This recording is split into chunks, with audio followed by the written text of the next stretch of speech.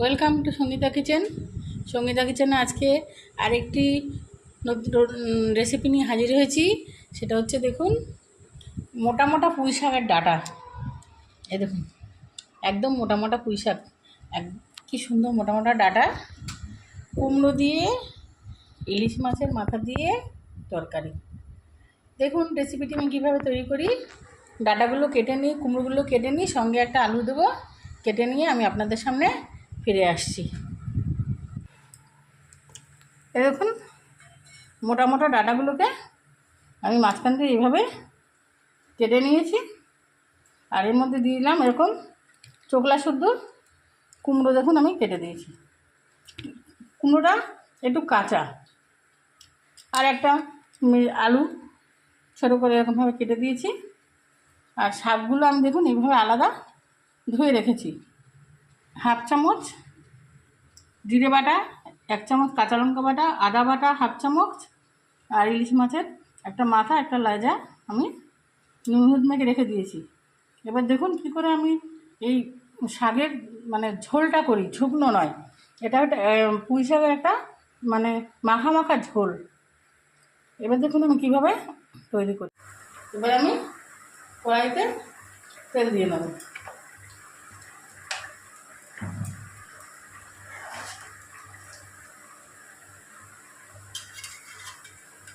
তেলটা গরম হয়ে গেলে মাছের মাথাটাকে লেজাটা ভেজে তুলে নেব।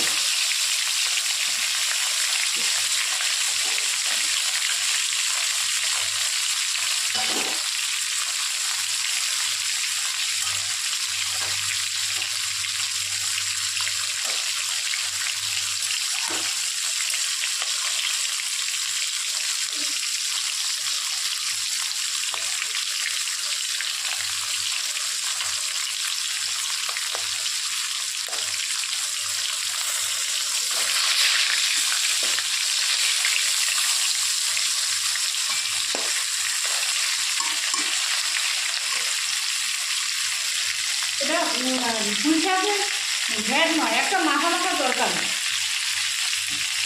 খুব অসাধারণ খেতে লাগে যদি এইভাবে আপনারা করতে পারেন। পুঁই শাকের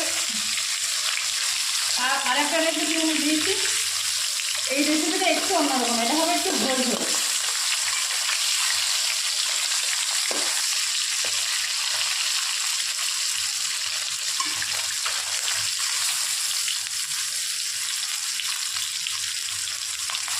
ভেজে তুলে নিলাম, খুব কড়া ভাজলাম না, হালকা ভাজলাম, ভেজে তুলে নিয়েছি। এবার কড়ার মধ্যে দিয়ে দেবো একটা তেজপাতা, গোটা শুকনো লঙ্কা,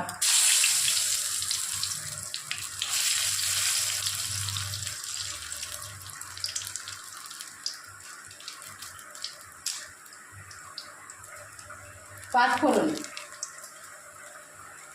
ফোড়নে একটু পাঁচফোড়ন দিয়ে দেবো।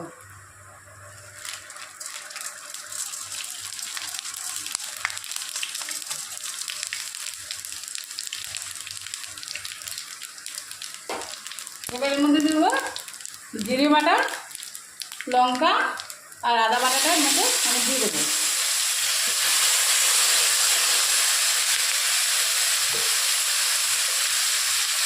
দিয়ে দেবো পরিমাণ মতো নুন,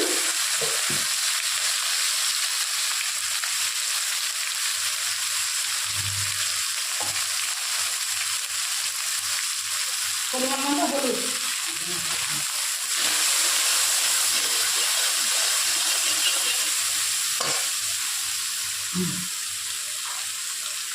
এবার দিয়ে দেবো কেটে রাখা কুমড়ো আলু ডাঁটাটা। দেখুন কী মোটা মোটা ডাঁটা। কিন্তু এই তরকারিটা একবার ভালোভাবে করে খেতে পারলে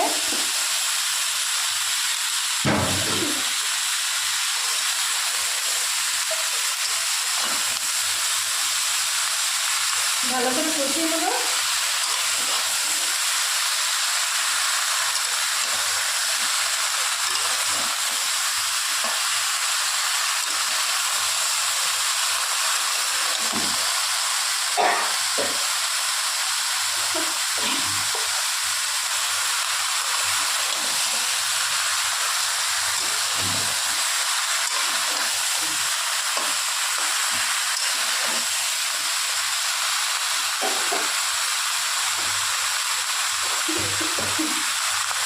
একটু কষানো হয়ে যাওয়ার পরে আমি শাকগুলোকে এর মধ্যে দিয়ে দেবো।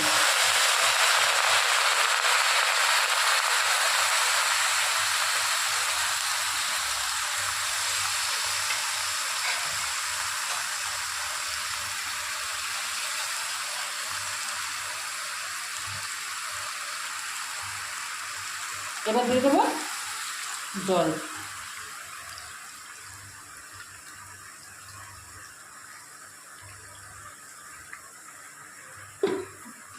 একটু জলটা বেশি দিলাম, কারণ জলটা বেশি দেওয়ার কারণ হচ্ছে এতে তরকারিটা একটু ঝোল ঝোল হবে। এবার আমি 10 মিনিট চাপা দিয়ে রেখে দেবো। চাপা দিয়ে 10 মিনিট রেখে দিয়ে আপনাদের সামনে ফিরে আসছে। দেখুন, আমি জল দিয়ে চাপা দিয়ে রেখেছিলাম, নুন হলুদ দিয়ে মশলা দিয়ে ভালো করে একদম ফুটিয়ে নিয়েছি।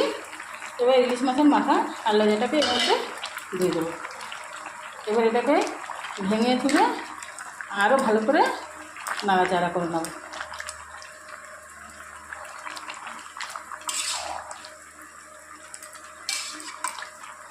এটা হচ্ছে চচ্চড়ি না, এটা হচ্ছে এক ধরনের পুঁই শাকের তরকারি।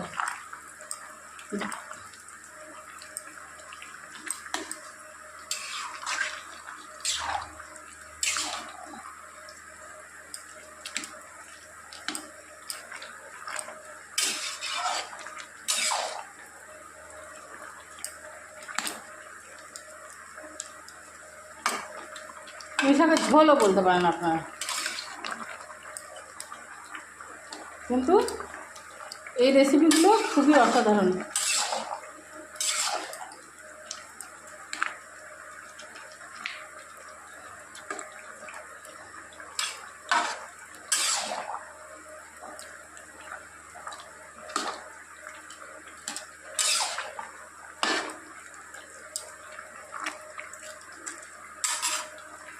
এবার ঝোলটা আরেকটু ফুটিয়ে নেব।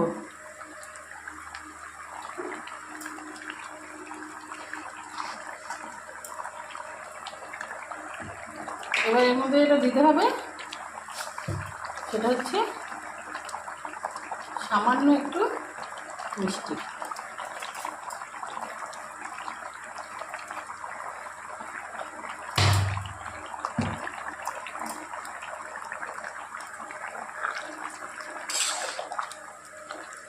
না দিলেও হয়, তবে শাক তো একটু দিলে ভালো লাগে।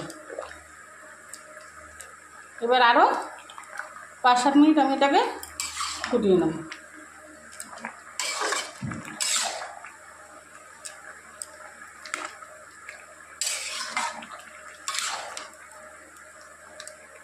ফুটিয়ে নিয়ে আমি আপনাদের সামনে ফিরে আসছি।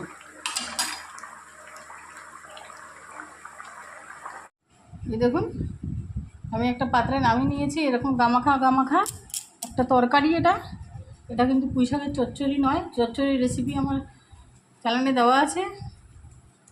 আপনাদের বলছি, please like, comment, share, subscribe করতে ভুলবেন না।